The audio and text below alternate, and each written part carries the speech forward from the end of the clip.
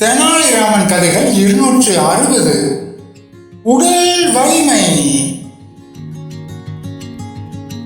விஜயநகர பேரரசுக்கு ஒரு முறை வடக்கிலிருந்து ஒரு மாபெரும் மல்யுத்த வீரன் வந்தான்.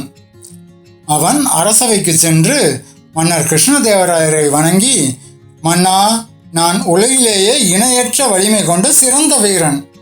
என்னோடு சண்டையிட உங்கள் நாட்டு வீரர்களை அழைப்பீர்களா, அல்லது எவரும் இல்லை என பயந்து தோல்வியை ஒப்புக்கொள்கிறீர்களா என்று அகம்பாவத்துடன் சவால் விட்டான். அவனது பிரம்மாண்டமான உடலமைப்பையும் இரும்பு போன்ற கைகளையும் கண்டு அரசவையில் இருந்த படை தளபதிகளும் வீரர்களும் சண்டைக்கு போக முன்வரவில்லை. இது மன்னர் கிருஷ்ணதேவராயருக்கு மிகுந்த கவலையையும் பெரும் அவமானத்தையும் அளிப்பதாக இருந்தது. அப்போது அவையில் இருந்த தெனாலிராமன் திடீரென எழுந்து, மன்னா, கவலை வேண்டாம், நான் இவனோடு சண்டையிடுகிறேன் என்று சத்தமாக சொன்னான். இதை கேட்ட அந்த முரட்டு மல்யுத்த வீரன் ராமனின் ஒல்லியான தேகத்தை பார்த்து உரக்கச் சிரித்தான். நீயா என்னுடன் மோதுகிறாய்? உன் எலும்புகள் நொறுங்கிவிடும். பரவாயில்லை, நாளை காலையில் நகர மைதானத்துக்கு சண்டைக்கு வா என்று கூறிவிட்டு சென்றான்.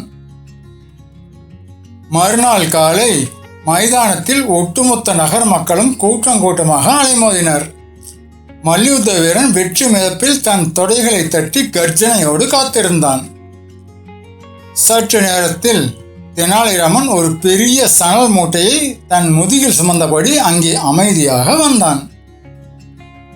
அவன் கீழே இறக்கி வைத்த அந்த மூட்டைக்குள் ஏதோ ஒன்று மிக முரட்டுத்தனமாக அசைந்து கொண்டும் சீறிக்கொண்டும் இருந்தது. தெனாலிராமன் வீரனை பார்த்து, நான் உன்னுடன் சண்டைக்கு தயார். ஆனால் அதற்கு முன்பாக நீ என் குருவோடு சண்டையிட்டு அவரை வீழ்த்த வேண்டும். என் குரு இந்த மூட்டைக்குள் தான் தியானம் செய்கிறார். அவர் மிகவும் கொடூரமான கோபக்காரர்.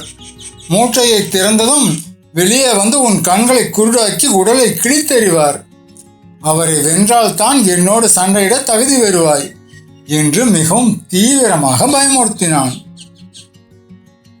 மூட்டைக்குள் ஏதோ விசித்திரமாகவும் பயங்கரமாகவும் அசைவதைக் கண்ட மல்யுத்த வீரனுக்கு சந்தேகம் அதிகமானது. மூட்டைக்குள்ளேயே இவ்வளவு ஆக்ரோஷமாக இருந்தால் வெளியே வந்தால் நம்மை கண்டிப்பாக கொன்றே விடுவான். உயிரை விட மானம் பெரிதல்ல என்று மனதிற்குள் பயந்து போனான். உடனே ஒரு நொடி கூட தாமதிக்காமல், ஐயா சாமி, நான் தோற்றுவிட்டேன், என்னை விட்டுவிடு என்று அலறிக்கொண்டு அங்கிருந்து தலை வெறிக்க ஓடினான். அவன் சென்றதும் மன்னரும் மக்களும் மிகுந்த குழப்பத்தோடு அந்த மூட்டையை திறந்தனர். உள்ளே ஒரு பெரிய முரட்டுத்தனமான கருப்பு பூனை மட்டுமே இருந்தது. பூனையை பிடித்து கட்டி வைத்திருந்ததால் அது மூட்டைக்குள் தவித்து பிராண்டி கொண்டிருந்தது.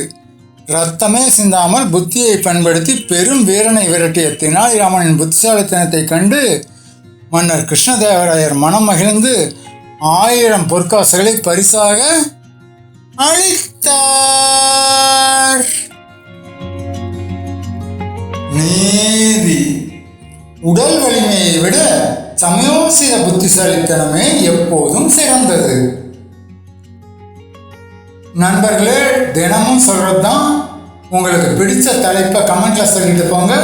நாளைக்கு அதே தலைப்பில் தெனாலிராமன் கதை வரும்.